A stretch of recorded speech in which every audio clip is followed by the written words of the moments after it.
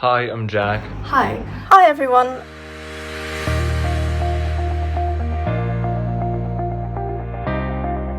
My name's Lucy and I'm a second year music student at Worcester College. Hi, I'm Jack. I'm a second year at St. Hilda's College.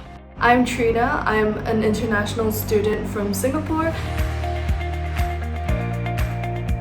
The first word that comes to mind is cool, which I guess is not like a very sophisticated word, but it is just really the amount of choice that is available to us, and the subjects that are offered by the faculty. Just every day is really different from the one before and from the one after, in terms of the things that you're thinking about, the things that you're working on, and it gets you to kind of engage with music in a lot of ways that you, or at least that I didn't really know were possible before.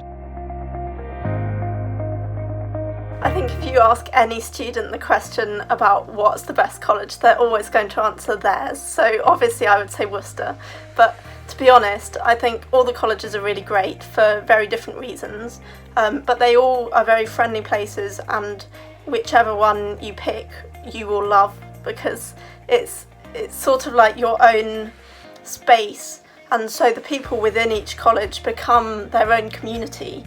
And it doesn't really matter which college that is, it's just that each one is a community. And so, to be honest, I wouldn't worry too much about applying to which college. If you're concerned about it, the way that I looked at it was I looked at which tutors were at each college and what they specialised in. So if I thought I'd get on well with them, and if I thought that they might be interests of mine, and then I also looked at whether I really liked the atmosphere of the place, whether I thought I would enjoy living there. I didn't really think too much about how many people apply to each one, because to be honest, if you're good enough to get in, you'll be pulled to a different college if there's too many people at each one, and there's not really a way to guess the system. So it's best to just go with whichever one in your gut you feel you fit best with. But to be honest, you'll enjoy any college. It definitely depends on your ability to play the piano. So obviously if you're a fantastic pianist, you'll find it way easier than if you're not a pianist. But it doesn't matter very much in terms of the whole course. It's only worth a very small proportion of first year, and that's it. And so although it's a compulsory module, it's actually just a really useful skill, and it doesn't really have much impact on your grades at all. I would say that it's just a really useful thing for composition, for analysis, for even just research. It's really good to be able to understand all of the harmony and the techniques behind it. Yes, I went to a public high school in the USA, in the great state of Georgia. I go to Oxford now, so people from state schools in the UK go there too. People from state schools definitely go to Oxford. There's such a broad range of people here. Obviously we would love for it to be more accessible to people, and I know that many faculties, many colleges are working on accessibility programs, but currently as it stands, many people are from state schools, and in fact most of my friends are from state schools, so it's definitely not a thing to worry about. It's not all private school kids. Probably the people. I think that's definitely been the best part about coming to Oxford, is just the ways people think, and the different ideas that you're exposed to here are so interesting. You know, whether it's in a course or in a bar, there's just really always a good kind of discussion going on, and really interesting people around in Oxford. I think the best thing about studying at Oxford has got to be the college system for me, because where I was feeling quite daunted about going to university, having that community made it so much easier to make friends, and having tutors looking out for me, knowing who I was personally, and having fellow students in my year for my subject, so there's only a few of us, meant that I would always have people around me who I was mixing with, meeting and being able to talk to, so that I could really find where I fitted in. I love living in college. It's really wonderful, particularly for me at Worcester. We're really close to the centre of town, so I can easily go in and out, and I'm able to live alongside my friends but have my own space because I have my own room, and it's just been really fun having that social space outside of the faculty or outside of anywhere else. But equally, if you don't think living in college is for you, there's many colleges who only have 1 or 2 years living in college, or they have housing for other years, which means that you can then choose who you live with. As an international student, I think it's very easy to feel very detached, but just living in college makes it feel like there's a family away from home, and it just makes the whole experience so much more worth it. Absolutely. I took performance and composition for my options as well, and I really loved it so much. I attended a lot of the workshops that they had for composition and performance actually, and I learned so much, and I think it's really helpful because it made me develop my own style in a more sophisticated way, and just learning different techniques and how people go about doing them really helped me to improve the quality of my work as well.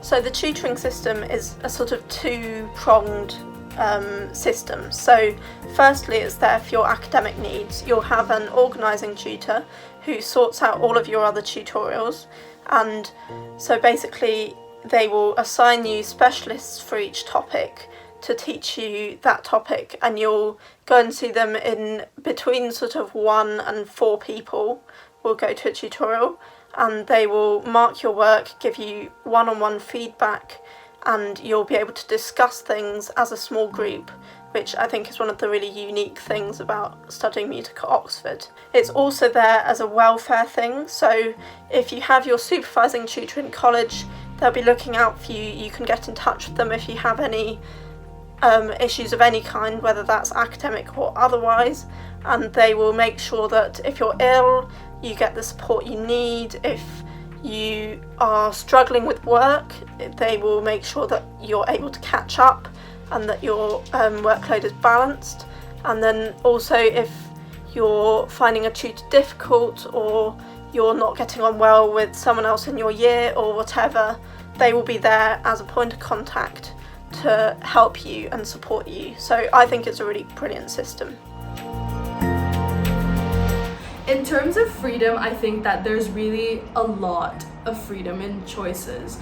With the exception of compulsory topics, obviously, there are special topics and there are options. For the special topics and options, we got the opportunity to sit through the tutorials for each module so that we could make an informed decision and an informed choice so that we know what we're getting ourselves into. So in terms of that, you really have quite a lot of space to learn about the topic, to see whether you're interested in it before you actually have to choose it in the end. So there are so many performance opportunities in Oxford that I don't think I could even list them all.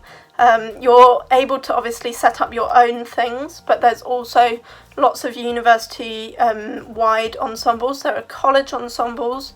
There's loads of different societies as well, so you can get involved in different types of music.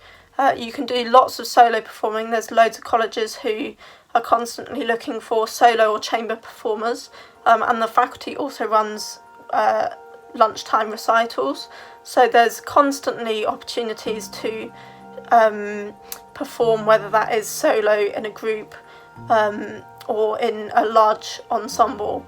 There's also endless choirs if you're interested in singing, whether that's chapel choirs or otherwise. I don't think the experience of a choral or organ scholar can be defined exactly, because it really depends on the college you're at.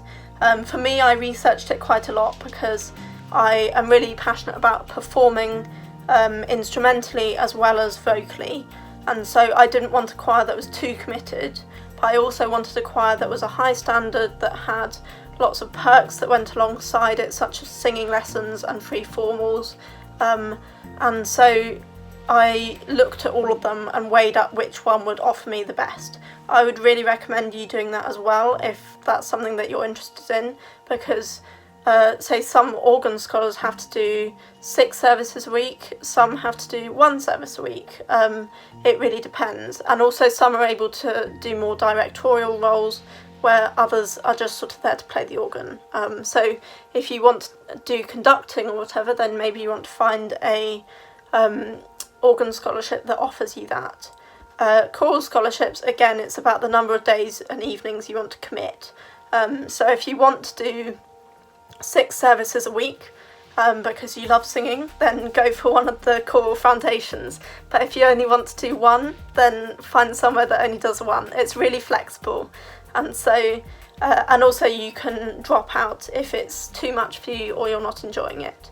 So it really just depends on what best fits you.